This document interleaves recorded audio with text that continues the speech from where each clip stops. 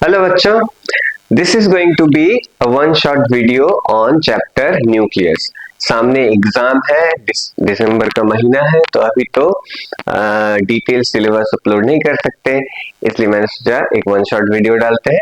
हालांकि one shot है, पर फिर भी मैं इसको 4 हिस्सों में 4 पार्ट में डिवाइड करके अपलोड करूंगा। पार्ट 1 में हम डिस्कस करेंगे nuclear size and density, part 2 में न्यूक्लियर फोर्स, पार्ट 3 में binding energy and mass effect, and part 4 में फिशन एंड फ्यूजन। मेरा जो मेन फोकस होगा वो होगा कॉन्सेप्ट एंड पीवाईक्यू में। बहुत सारा PYQ, at least 15 years of PYQ I will discuss, and according to the questions I will discuss the topics and mostly focus on concept. Okay, so let's start. First topic is size and density of nucleus. तो पहला हमारा topic होगा size and density of nucleus. मैंने यहाँ पे पहले ही एक nucleus बना के रखा है ताकि टाइम थोड़ा सा सेव हो जाए। तो ये है हमारा न्यूक्लियस। हम ज्यादा टाइम डिटेल में जाके ज्यादा टाइम वेस्ट नहीं करेंगे, हम मेन टॉपिक पे फोकस करेंगे। वो क्या है कि किस टाइप का क्वेश्चन आता है उस हिसाब से हम पढ़ने वाले हैं। तो अभी के लिए ये ध्यान में रखो कि हमारा मेन जो फोकस होगा वो होगा question related topics, question related. तो कुछ बेसिक इंफॉर्मेशन है न्यूक्लियस के बारे में जो मैंने वहां पे लिखा है। देखो, न्यूक्लियस बेसिक इंफॉर्मेशन थोड़ा सा जान लेते हैं, कहीं ना कहीं पे अगर काम आ जाए। हालांकि ये सारा इंफॉर्मेशन काम नहीं आता है। Let's have the information. Protons. तो न्यूक्लियस में दो मेन पार्टिकल है, प्रोटॉन और न्यूक्लियस बनता है प्रोटॉन और न्यूट्रॉन से। हम सबको पता है कि न्यूक्लियस बनता है प्रोटॉन एंड न्यूट्रॉन से। एक ब्लू कलर का, एक ब्लैक कलर का मैंने बनाया है। तो प्रोटॉन्स क्या है? प्रोटॉन के बारे में हम थोड़ा इंफॉर्मेशन लेते हैं। प्रोटॉन्स है positively charge, mass of proton is 1 AMU। Proton का मास हम 1 AMU मान के चलते हैं। AMU is the atomic mass unit. AMU क्या होता है? Atomic mass unit. और एटॉम्स एंड मॉलिक्यूलर लेवल मास को मेजर करने के लिए जो यूनिट बनाया गया है उसको बोला जाता है AMU। 1 AMU is equal to 1/12 of the mass of a carbon 12 atom. एक कार्बन एटम का जो मास है उसका 1/12 जो मास होगा उसको हम 1 AMU मान के चलते हैं। This is the unit. ये एक यूनिट है जो कि यूज किया जाता है एटॉमिक, सब एटॉमिक एंड मॉलिक्यूलर लेवल पे। इसके बारे में हम डिटेल पढ़ेंगे जब हम मास इफेक्ट एंड बाइंडिंग एनर्जी पढ़ेंगे, पर अभी के लिए इतना ही जानना काफी है। तो mass of proton is 1 AMU। Proton क्या होता है? हर सब एटॉमिक पार्टिकल का एक स्पिन होता है। एवरी सब एटॉमिक पार्टिकल, चाहे कोई भी हो, इलेक्ट्रॉन हो, प्रोटॉन हो या फिर न्यूट्रॉन हो, उसमें एक बेसिक कैरेक्टरिस्टिक फीचर देखा जाता है जिसको हम बोलते हैं स्पिन। इसको हम बोलते हैं स्पिन। क्या है? मान लो कि एक पार्टिकल है, तो ये जैसे अर्थ हमारा रोटेट करता है वैसे ही हर सब एटॉमिक पार्टिकल रोटेट, स्पिन करता है ऐसे करके, लट्टू जैसा। तो उसको बोला जाता है स्पिन ऑफ सब एटॉमिक पार्टिकल। तो अगर किसी सब एटॉमिक पार्टिकल में स्पिन हो, वो रोटेट करे, घूमे ऐसे ऐसे करके, तो that will have an angular momentum. उसमें क्या होगा? एक एंगुलर मोमेंटम होगा। हमको पता है लीनियर मोमेंटम, जब कोई पार्टिकल सम वेलोसिटी लेके चलती है तो उसका क्या होता है? लीनियर मोमेंटम होता है। That is p equal to mass into velocity. अगर कोई पार्टिकल ठीक उसी तरीके स्पिन करे या फिर रोटेट करे स्पिन करे या रिवॉल्व करे तो उसका क्या होता है? Angular momentum. mv और r से मल्टीप्लाई करने से हमको क्या मिल जाता है? Angular momentum. Angular momentum. तो प्रोटॉन में एक एंगुलर मोमेंटम होगा और प्रोटॉन में एक मैग्नेटिक मोमेंट होगा। मैग्नेटिक मोमेंट का क्या मतलब होता है कि कोई भी चार्ज पार्टिकल हो, अगर कोई चार्ज पार्टिकल, मैग्नेटिक फील्ड किस चीज से आता है समझो, एकदम सिंपल सा चीज है। मैग्नेटिक फील्ड आता है, मैग्नेटिक फील्ड बनता है जब कोई चार्ज पार्टिकल, मान लो कि ये चार्ज पार्टिकल है, प्लस या माइनस कुछ भी हो, अगर ये मोशन में हो तो it will produce a magnetic field. Magnetic field बनता ही है चार्ज पार्टिकल अगर मोशन में हो, करंट से बनता है। देखो, कोई भी चार्ज पार्टिकल, इलेक्ट्रॉन हो या प्रोटॉन हो, अगर वो मोशन में रहे, मूव करे, तो वो क्या बनाएगा? एक मैग्नेटिक फील्ड बनाएगा। अगर वो रेस्ट में रहे तो वो मैग्नेटिक फील्ड नहीं बनाएगा। तो एवरी मैग्नेटिक फील्ड, दुनिया में जितना सारा मैग्नेटिक फील्ड है वो किस चीज से बनता है? कोई ना कोई इलेक्ट्रॉन या प्रोटॉन जब मूव करता है, तो प्रोटॉन क्या है, स्पिन कर रहा है, प्रोटॉन है charge particle, proton is a charge particle, positively charge particle, अगर वो स्पिन करे ऐसे करके तो it will produce the magnetic field. तो चार्ज पार्टिकल अगर स्पिन करे या फिर घूमे या फिर मोशन में हो, तीन चीज, या फिर मोशन, या तो मोशन में हो या फिर ऐसे करके रिवॉल्व करे सर्कुलर पाथ में या फिर रोटेट करे, तीनों में क्या प्रोड्यूस होगा, magnetic field, because it is a charge particle. तो proton will have a magnetic moment. Okay, अभी आते हैं न्यूट्रॉन पे। न्यूट्रॉन क्या है, न्यूट्रल है, उसमें कोई चार्ज नहीं होता है। न्यूट्रॉन का मास क्या होता है, 1 mu, जैसे प्रोटॉन का मास हालांकि हल्का सा ज्यादा होता है पर हम फिर भी उसको सेम सेम मान के चलेंगे। तो mass of proton is 1 mu। Neutron भी घूमता है, उसमें एंगुलर मोमेंटम होगा घूमने के कारण, and there will be no magnetic moment, क्योंकि न्यूट्रॉन में कोई चार्ज नहीं होता है। चार्ज नहीं होने के कारण वो मैग्नेटिक फील्ड प्रोड्यूस नहीं कर सकेगा। So these are the some basic information. मैंने इसलिए लिखा है कि कहीं पे अगर कोई इंफॉर्मेशन क्वेश्चन में अगर यूज करे तो हमको पता चल जाए। सो अभी हम थोड़ा आगे बढ़ेंगे और बेसिक टॉपिक पे आएंगे जो कि है न्यूक्लियर साइज एंड डेंसिटी। आज का टॉपिक होगा न्यूक्लियर साइज एंड डेंसिटी। तो part 1, nuclear size and density. देख तो डेंसिटी, ओके, कुछ बेसिक एक दो टर्म में जान लेते हैं, जैसे कि न्यूक्लियन। न्यूक्लियन किसको बोला जाता है, न्यूक्लियन नाम का एक वर्ड है। न्यूक्लियन है any member of the nucleus. Nucleus का कोई भी मेंबर हो, any member of the nucleus. Nucleus का कोई भी मेंबर हो, न्यूक्लियस में कौन कौन है, प्रोटॉन है, न्यूट्रॉन है। तो देखो न्यूक्लियस में प्रोटॉन और न्यूट्रॉन लगभग एक जैसा है, सिर्फ चार्ज नहीं है, उसका साइज भी सेम है, मास भी सेम है दोनों का। इसलिए हम दोनों को अलग अलग नाम से नहीं डिनोट करते हैं, एक ही नाम दे दिया गया है, वो है nucleon. Any member of the nucleus, nucleus का कोई भी हो, प्रोटॉन हो या फिर न्यूट्रॉन हो, उसको बोला जाएगा nucleon. Nucleon means any member of the nucleus, proton भी हो सकता है, न्यूट्रॉन भी हो सकता है। ओके, सो अभी मास नंबर।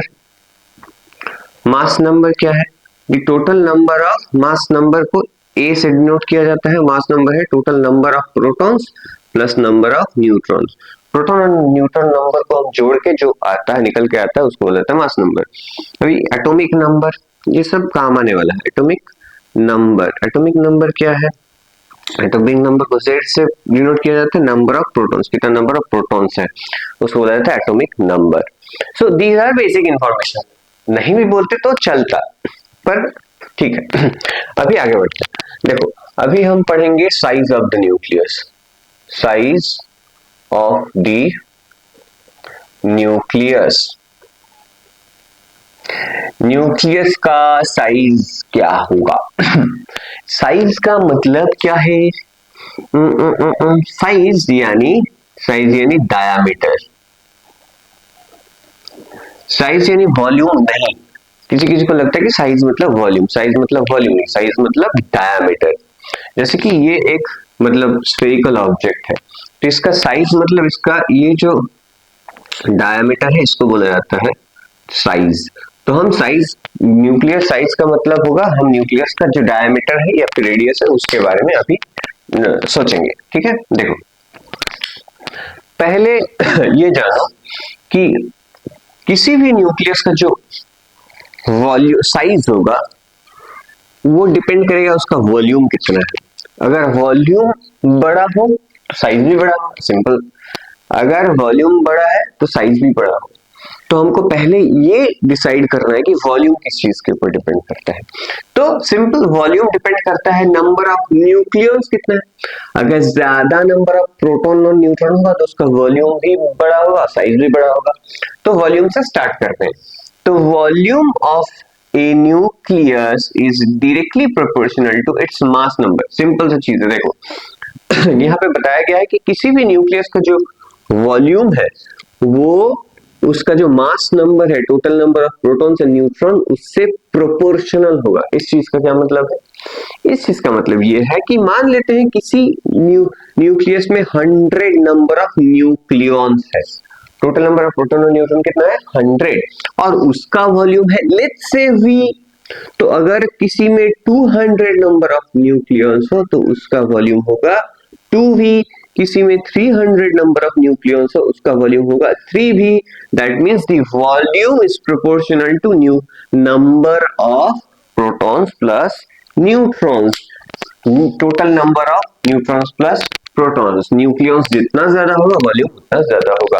पर हमको पता है volume is equal to 4 volume. अभी न्यूक्लियस क्या स्फेरिकल साइज का, फुटबॉल साइज का है, फुटबॉल स्फीयर, स्फीयर का अगर कोई स्फीयर है मान लो, उसका रेडियस मान लेते हैं कि r है, किसी स्फीयर का रेडियस r है तो उसका वॉल्यूम क्या होगा 4/3 पाई r क्यूब। अगर कोई स्फीयर है, न्यूक्लियस इज ए स्फीयर, तो स्फीयर का अगर रेडियस r हो तो उसका वॉल्यूम कितना है 4/3 पाई r क्यूब।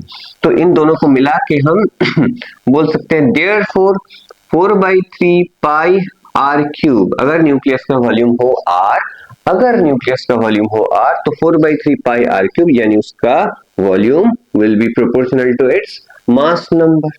मास नंबर जितना बड़ा होगा वॉल्यूम उतना ज्यादा होगा।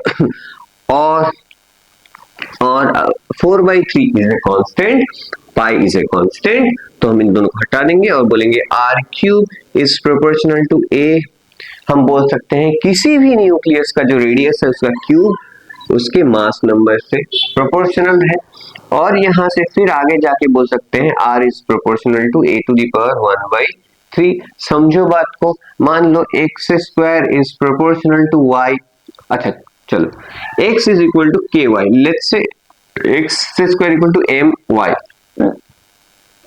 तो x क्या होगा x होगा √my, यानी जो पावर है उस साइड जब जाता है तो half x to the power 3 is equal to y, तो x equal to y to the power 1/3 होगा। पावर इस तरफ 3 है, उस तरफ अगर हम ट्रांसफर करें तो वो इसका पावर 1/3 हो जाता है।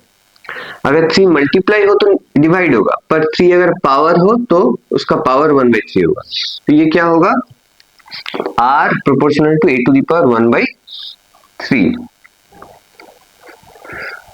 तो और हम समझेंगे कि अगर if two quantities are proportional, अभी इसके ऊपर ध्यान दो, यहाँ पे क्या है ये साइन के ऊपर ध्यान दो, प्रोपोर्शनल। अभी हम थोड़ा समझेंगे एक चीज, मान लो कि x is proportional to y, इसका क्या मतलब होगा पहले हम समझेंगे। हर चैप्टर में ये चीज तुमको देखने को मिलेगा कि something is proportional to something. कोई भी चैप्टर में चल जाओ, एक चीज पक्का तुमको मिलेगा हर चैप्टर में, हर फॉर्मूले में, वो है कि x is proportional to y। इसका क्या मतलब है?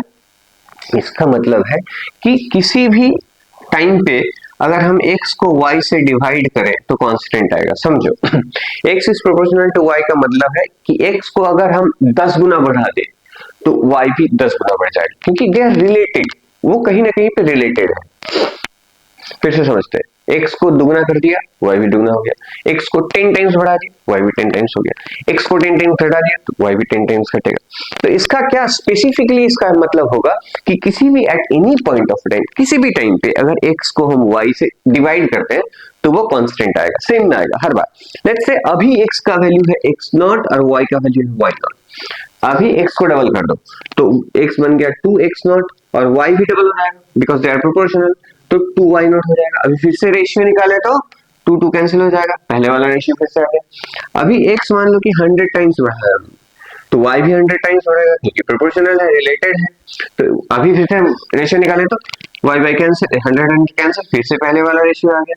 तो अगर कोई क्वांटिटी दूसरे किसी क्वांटिटी से प्रोपोर्शनल हो तो क्या याद रखना है कि दोनों को अगर हम रेशियो निकालें तो कांस्टेंट आएगा। इसका क्या मतलब हुआ, r को अगर हम a टू दी पावर 1/3 से डिवाइड करें तो हर बार हमको क्या देखने को मिलेगा, कांस्टेंट। इस कांस्टेंट को r0 बोला जाता है। Therefore r equal to r0 into a to the power 1/3। This is the main formula, size of the nucleus related main formula यही है। अभी हम इसको ध्यान से समझने वाले हैं, इसका क्या मतलब है। तो न्यूक्लियस साइज रिलेटेड जो है चीज वो है ये। इसको मिटा देते हैं, हम अभी आगे बढ़ते हैं। इसको समझेंगे कि ये जो फॉर्मूला हमारा निकल के आया इसका क्या मतलब होगा। ठीक है, ज्यादा डिफिकल्ट नहीं, एकदम सिंपल सा चीज है, पर थोड़ा सा दिमाग लगाना है यहाँ पे। देखो,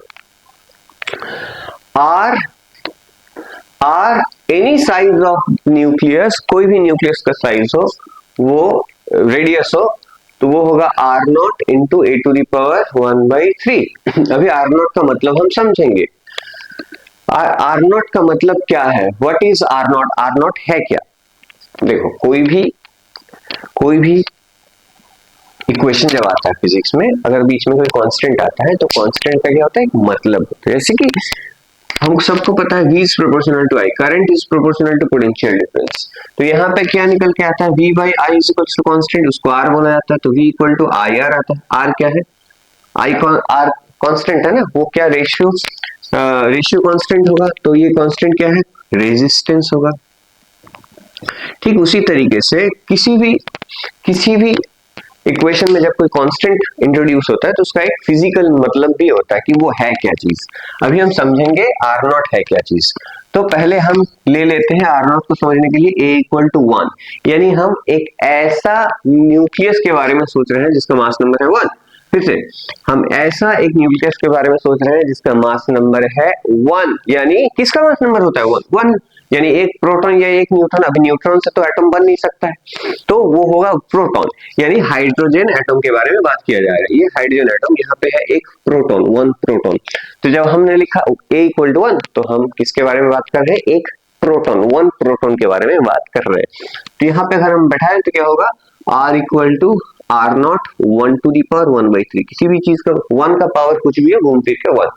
therefore R naught equal to R, और ये देयरफॉर आर नॉट क्या है, R से इक्वल है। किसके R से इक्वल है, प्रोटॉन के R से, क्योंकि A इक्वल टू 1 होने के बाद R naught equal to R, यानी जिसका A इक्वल टू 1 यानी प्रोटॉन, जिसका A इक्वल टू 1, उसका जो रेडियस होगा वो आर नॉट से बराबर होगा। फिर से रिपीट करते हैं, जिसका A इक्वल टू 1 है, यानी प्रोटॉन का A इक्वल टू 1, उसका जो रेडियस होगा वो आर नॉट से इक्वल है, यानी आर नॉट है एक प्रोटॉन का रेडियस, जिसका वैल्यू होता है 1.2 फेम्टोमीटर। 1.2 फेम्टोमीटर। अभी देखो फेम्टोमीटर क्या है, 1 फेम्टोमीटर, इसको एटॉमिक रेडियस बोला जाता है। इसको सॉरी, इसको कुछ तो बोला था यार, अब छोड़ते हैं, इसको साइड में रखते हैं। 1.2 फेम्टोमीटर, 1 फेम्टोमीटर क्या है, 1 femtometre is equal to 10 to the power -15 metre. 10 to the power -15 metre को 1 फेम्टोमीटर बोला जाता है। और ये न्यूक्लियर, इसको न्यूक्लियर रेडियस, न्यूक्लियर रेंज बोला जाता है। यह है न्यूक्लियर रेंज, यानी सबसे छोटा न्यूक्लियस जो रेंज है वो ये है। न्यूक्लियस में इससे छोटा डिस्टेंस हम इमेजिन नहीं कर सकते, ये सबसे छोटा है, क्योंकि A इक्वल टू 1 यानी एक प्रोटॉन के बारे में बात किया जा रहा है। तो 1.2 फेम्टोमीटर यानी एक प्रोटॉन का रेडियस, यही सबसे छोटा डिस्टेंस न्यूक्लियर के लेवल पे होगा। तो फेम्टोमीटर, न्यूक्लियर लेवल पे जो यूनिट यूज किया जाता है वो है femtometre. 1 femtometre equal to 10 to the power -15 metre. अभी यहाँ पे एक और लगा देते हैं, 1 angstrom is equal to 10 to the power -10 metre. तो ये दो यूनिट हम यूज करते हैं एटॉमिक लेवल पे, ये एटॉमिक लेवल पे और ये न्यूक्लियर लेवल पे। तो आर नॉट का वैल्यू क्या होगा, 1.2 फेम्टोमीटर। तो इसको फिर से हम लिखते हैं एक बार फॉर्मूले को, R naught A to the power 1/3। अभी इसको हम एक बार फिर से यूज करेंगे।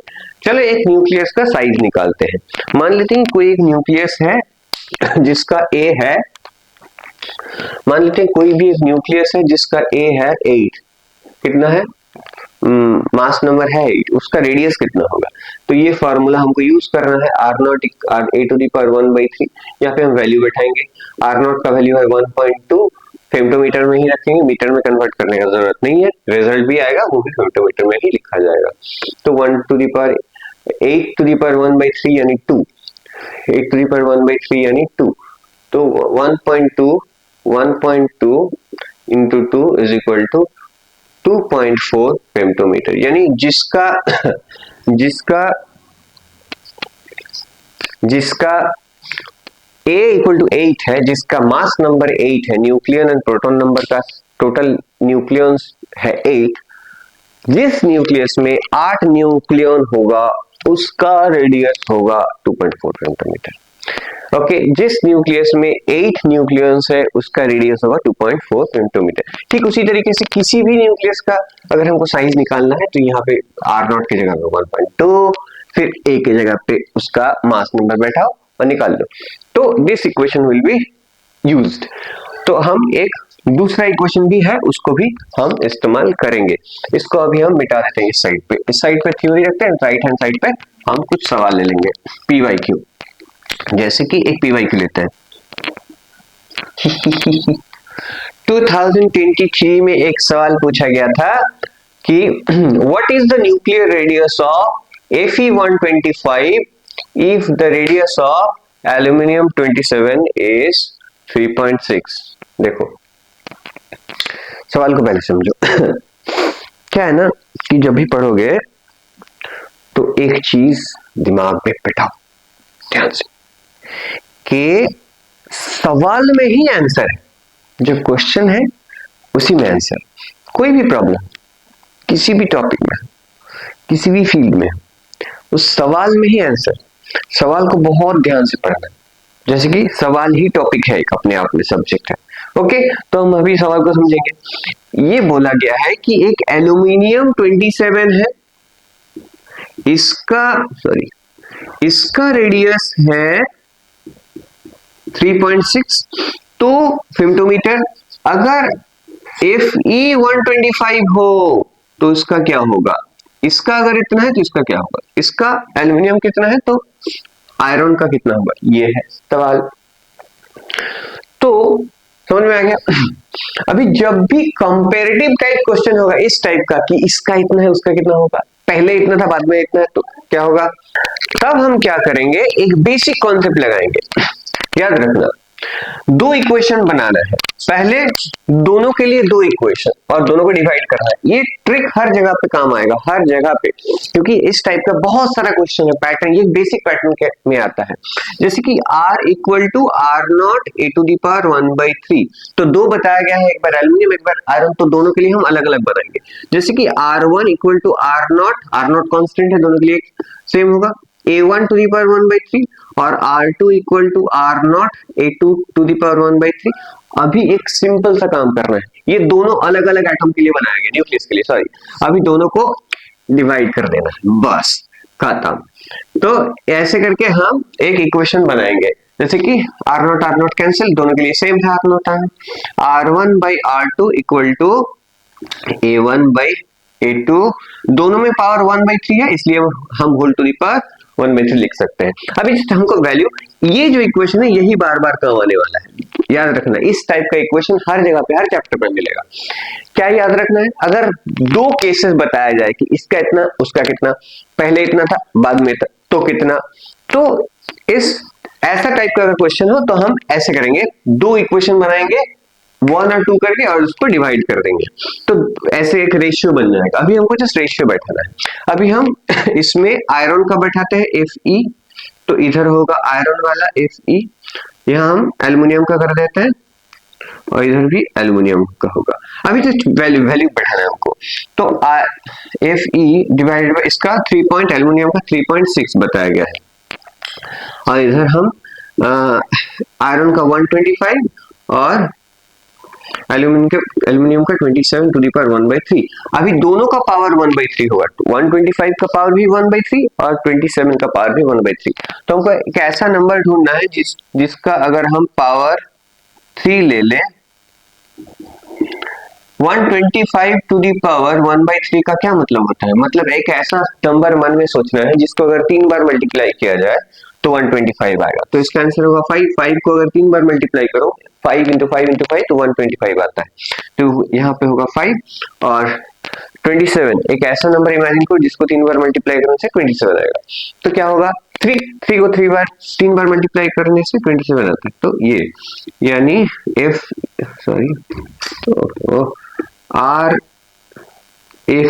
Fe का रेडियस 5/3 इंटू 3.6 यानी 1.2 1.2 इंटू 5 6 फेमटोमीटर, तो एल्यूमिनियम का निकल गया 6 फेमटोमीटर। ऐसे हम करेंगे, ये इक्वेशन ज्यादा यूजफुल होगा, ये वाला इक्वेशन, जैसे कि R1 by R2 is equal to A1 by A2 whole to the power 1/3। ये इक्वेशन ज्यादा यूजफुल है क्योंकि सवाल वैसे ही ज्यादा पूछा जाता है। ओके, तो याद रखना दीज टू इक्वेशन, इन दो इक्वेशन को यूज करके ठीक ऐसा ही प्रॉब्लम आएगा, इससे बाहर नहीं आने वाला है कि दो केसेस बताए हुआ होगा कि इसका इतना है उसका कितना होगा, तो हमको जस्ट इस इक्वेशन में वैल्यूज को बैठा देना है और कैलकुलेट करना है। इससे अलग क्वेश्चन न्यूक्लियर साइज रिलेटेड नहीं होता है। तो हम इस टॉपिक को यहीं पे छोड़ेंगे, आगे बढ़ेंगे न्यूक्लियर डेंसिटी, वो कि जो कि और भी इजी है। अभी डेंसिटी क्या, पहले हम समझेंगे कि डेंसिटी होता क्या है, क्योंकि किसी भी चीज को समझने के लिए पहले हमको बेसिक पे ध्यान देना है। और जब जो मेरा जो वीडियो है, जो लोग देखते हैं उनको मैं बताना चाहता हूँ कि there is only one way, एक ही रास्ता है आगे बढ़ने का, इंप्रूव करने का, दैट इज कॉन्सेप्ट। अगर कॉन्सेप्ट पे इस आइडिया के ऊपर नहीं चलोगे तो कितना भी चल लो कहीं पे नहीं पहुंचोगे। कॉन्सेप्ट पहले हमको समझना है, व्हाट इज डेंसिटी। डेंसिटी होता क्या है? डेंसिटी है किसी भी चीज का डेंसिटी, किसी भी सब्सटेंस का, उसका मास को वॉल्यूम से अगर हम डिवाइड करें तो जो चीज आएगा उसको डेंसिटी बोला जाएगा। समझो ध्यान से यानी कोई भी चीज का डेंसिटी, यानी कोई भी चीज है, मान लो कॉन्सेप्ट बनाओ, उसमें कितना ज्यादा मास ठूसा हुआ है, किसी वॉल्यूम में कितना ज्यादा मास है, कि ज्यादा है कि कम है। जैसे कि लोहा उठा लिए, मोमबत्ती उठा ली, या फिर लोहा और लकड़ी, तो लोहा में ज्यादा मास हो क्योंकि ज्यादा भारी है वो, लोहा में ज्यादा मास है कम वॉल्यूम पे, तो इसी चीज को डेंसिटी बोला जाता है। तो इसको मेजर कैसे किया जाता है कि मास को डिवाइड से, वॉल्यूम से डिवाइड कर देते हैं मास को, ताकि पता चले कि 1 मीटर क्यूब में कितना मास है, या फिर 1 सेमी क्यूब में कितना मास है। तो मास केजी पर मीटर क्यूब, केजी पर मीटर क्यूब, या फिर ग्राम पर सेमी क्यूब, ऐसे करके हम इसको मेजर करते हैं।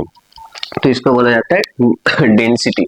अभी देखो न्यूक्लियस के बारे में सोचो, कि दो न्यूक्लियस के बारे में सोचो, एक छोटा न्यूक्लियस सोचो, एक छोटा सा नन्हा सा न्यूक्लियस, देखो बड़ा सा न्यूक्लियस, बड़का एक बड़ा और एक छोटा न्यूक्लियस। ओके, अभी देखो छोटा जो न्यूक्लियस है उसमें कम नंबर ऑफ न्यूक्लियॉन्स होगा, और जो बड़ा न्यूक्लियस है उसमें ज्यादा नंबर ऑफ न्यूक्लियॉन्स होगा, पर दोनों का डेंसिटी तो सेम ही होगा ना, चीज तो सेम ही है। मान लो कि ये एक लोहा है और ये एक बड़ा लोहा है, दोनों लोहा, मतलब कि दोनों लोहा का टुकड़ा, कोई भी दोनों लोहा का टुकड़ा उठा लो, तो दोनों का डेंसिटी तो सेम ही होगा, सेम मटेरियल तो सेम है, सेम चीज से बनता है। तो अगर मटेरियल सेम हो तो डेंसिटी सेम होगा, क्योंकि पर सेमी क्यूब में मास सेम होगा। अगर हम मान लो कि ये है 10 ग्राम, ठीक है, और इसका वॉल्यूम है 5 सेमी क्यूब, और ये है 100 ग्राम, ठीक है, तो इसका होगा 50 सेमी क्यूब। दोनों को अगर डिवाइड कर दिया जाए तो सेम क्वांटिटी निकल के आएगा। बोलने का मतलब है कि अगर मटेरियल सेम हो तो दोनों का डेंसिटी भी सेम होगा। एल्यूमिनियम का छोटा टुकड़ा या फिर बड़ा टुकड़ा, दोनों का डेंसिटी क्या होगा? सेम होगा। तो यहाँ पे छोटा न्यूक्लियस हो या बड़ा न्यूक्लियस हो, न्यूक्लियस बनता तो सेम चीज से है, तो हर एक का डेंसिटी क्या होगा? सेम होगा। इसको हम प्रूव करेंगे कि हर एक न्यूक्लियस का डेंसिटी क्या है? सेम है। Density of nucleus is constant. उसके लिए हम कौन सा फॉर्मूला अप्लाई करेंगे? मास डिवाइडेड बाय वॉल्यूम। अभी मान लो कि किसी भी एक न्यूक्लियस का मास नंबर है ए, लेट्स से मास नंबर कितना है? ए, यानी total number of nucleons protons plus neutron मिला के कितना होगा, ए होगा। मास नंबर क्या बताया था कि total number of protons plus neutron को बोला जाता है मास नंबर। अभी ए मान के चलते हैं, कोई भी एक हो, कोई भी एक हो, छोटा हो बड़ा हो, उसका मास number. Mass of A nucleon, mass of A nucleon हम एम मान के चलते हैं, कोई भी हो, प्रोटॉन हो या फिर न्यूट्रॉन हो, उसका मास को हम स्मॉल एम मान के चलते हैं अभी के लिए। अभी आप बोलोगे प्रोटॉन भी है न्यूट्रॉन भी अलग अलग मास हो सकता है, पर ऐसा नहीं है। प्रोटॉन का जितना मास होता है और न्यूट्रॉन का मास लगभग सेम होता है, बहुत ही क्लोज है, थोड़ा सा डिफरेंस है, उसको अभी हम साइड में रखते हैं। तो मास ऑफ ए न्यूक्लियन, कोई भी न्यूक्लियन है उसका मास हम स्मॉल एम मान के चलेंगे। एंड अभी हम क्या करेंगे, डेंसिटी निकालने का formula, mass divided by volume. तो mass divided by volume, total mass divided by volume, total mass कितना होगा, और डेंसिटी इक्वल टू, एक न्यूक्लियन का मास है m और नंबर ऑफ न्यूक्लियंस है कैपिटल A, एक प्रोटॉन या फिर एक न्यूट्रॉन का मास कितना है m और कितना नंबर ऑफ टोटल है A, तो टोटल होगा ma और वॉल्यूम कितना होगा 4/3 पाई r क्यूब। अभी देखो किसी भी ये न्यूक्लियस के बारे में हम बात कर रहे हैं, इसका रेडियस हमने r मान के चला है, मास नंबर क्या है a, तो रेडियस क्या होता है r0 a to the power 1/3, इस वैल्यू को हम यहाँ पे पुट करेंगे और rho equal to m a divided by 4/3 pi. देखो फिर से इसका मास क्या होगा m इंटू ए, m क्या है, हर एक न्यूक्लियन का मास है, और a है टोटल नंबर ऑफ न्यूक्लियंस, कितना नंबर न्यूक्लियंस प्रेजेंट है, और उसका वॉल्यूम कितना होगा 4/3 पाई r क्यूब। इसका रेडियस, ये r क्या है, इसका रेडियस है, और इसका वॉल्यूम कितना होगा पाई/3 r क्यूब। और हमको पता है दिस रिलेशन, हमको पता है कि किसी भी न्यूक्लियस का अगर मास नंबर हो a तो उसका रेडियस होता है r0 a to the power 1/3, यानी यहाँ पे जो r क्यूब है उसके जगह पे हम इसका वैल्यू यहाँ पे बैठा सकते हैं, r0 a to the power 1/3 whole to the power 3। अभी 3 ये जो क्यूब है ये दोनों में आएगा, a का भी पावर होगा और r0 का भी पावर होगा, तो m a 4/3 pi r0 cube और a टू दी पावर 1/3 और उसका 3 कैंसिल, पावर 3 कैंसिल होके a, तो a कैंसिल, बचा क्या, हम इस साइड पे लिखते हैं इसको, rho equal to rho equal to 3 ऊपर चला गया 3m by 4 pi r0 cube. देखो जो डेंसिटी निकल के आया उसका वैल्यू क्या है 3m, समझो बात को 3 इंटू m क्या है, कोई भी न्यूक्लियन का मास, कोई भी एक न्यूक्लियन का मास, कोई भी प्रोटॉन का या न्यूट्रॉन का जो मास है वो है m, 3m ये कांस्टेंट है, by 4 constant, pi constant, r0 constant. तो हमने क्या स्टार्टिंग कहां से किया था कि हमने कोई भी न्यूक्लियस उठा लिया, कोई भी एक न्यूक्लियस उठा लिया जिसका मास नंबर है a, हमको पहले से पता नहीं कि है क्या, पर फिर भी हम मान के चलेंगे उसका न्यूक्लियन नंबर है a, मास नंबर, तो उसका जो डेंसिटी निकल के आया वो एक ऐसा क्वांटिटी निकल के आया जिसमें हर चीज कांस्टेंट है, यानी कोई भी न्यूक्लियस का जो डेंसिटी होता है वो क्या होता है, कांस्टेंट होता है, कांस्टेंट, यानी न्यूक्लियस का, हर न्यूक्लियस का, छोटा हो या बड़ा हो, हर न्यूक्लियस का जो डेंसिटी है वो एक कांस्टेंट क्वांटिटी है। यानी इसका मतलब समझो पहले फिर से एक बार कि कोई भी न्यूक्लियस, ऑक्सीजन का न्यूक्लियस हो या फिर यूरेनियम का हो, किसी का भी न्यूक्लियस हो, उसका डेंसिटी क्या होगा, कांस्टेंट होगा, हर एक का डेंसिटी, क्योंकि हर एक का कंपोनेंट, हर एक का न्यूक्लियस एक ही चीज से बनता है, प्रोटॉन और न्यूट्रॉन। उसका प्रूफ है ये, अगर हम इस प्रूफ को लगा दें तो यही निकल के आएगा। एक बार ये सवाल पूछा भी गया था, जो पूछा गया था 2023 में, proof that the nuclear density is same for all nuclei, prove that the nuclear density is same for all nuclei, यानी हर एक न्यूक्लियाई का न्यूक्लियर डेंसिटी क्या है, सेम है, तो ये प्रूफ हमको करके दिखाना होगा। फिर से दूसरा एक ले लेते हैं सवाल। द रेशियो ऑफ, हम सवाल लिख लेते हैं, एक बार मैं लिख देता हूं इसी टॉपिक से। ये सवाल पूछा गया था सीबीएसई 2023 में। सवाल को समझो, पहले क्या बताया था मैंने कि सवाल को बहुत ध्यान से समझना है। The ratio of nuclear densities of two nuclei, दो न्यूक्लियाई यानी दो न्यूक्लियस है जिसका एक का मास नंबर 64 है तो दूसरे का है 124, तो दोनों का जो न्यूक्लियस होगा उसका न्यूक्लियर डेंसिटी का क्या रेशियो होगा। सिंपल सा चीज है, छोटा बड़ा, इसका 64 इसका 124, दोनों का जो डेंसिटी है उसका रेशियो क्या होगा। तो हमको मालूम है कि डेंसिटी कोई भी छोटा न्यूक्लियर हो या बड़ा, न्यूक्लियर डेंसिटी क्या होता है, सेम होता है, यानी 1:1। दोनों का अगर हम रेशियो निकालें तो 1:1 होगा, 1 डिवाइडेड बाई 1, 1/1। हम रेशियो को दो तरीके से लिख सकते हैं, 1:1 लिख सकते हैं या फिर 1 डिवाइडेड बाई 1 लिख सकते हैं, इसका वैल्यू निकल के आएगा 1, तो ऐसे भी लिखा जाता है। तो 1:1 यानी 1, यानी आंसर होगा D. D is the correct answer. This was asked in 2023। तो ठीक इसी तरीके से प्रॉब्लम पूछा जाएगा, तो कॉन्सेप्ट यही रहेगा और आंसर का अप्रोच भी यही होगा, इसी तरह से हमको उसका आंसर देना है। तो ये था nuclear density and size related concept and topic, concept and questions. अभी हम मिलते हैं हमारे नेक्स्ट पार्ट में जो कि है न्यूक्लियर फोर्स। बहुत ही इंटरेस्टिंग कॉन्सेप्ट है और मैं कोशिश करूंगा कि कॉन्सेप्ट एंड पीवाईक्यू आपके लिए ला सकूं। So see you in the next video.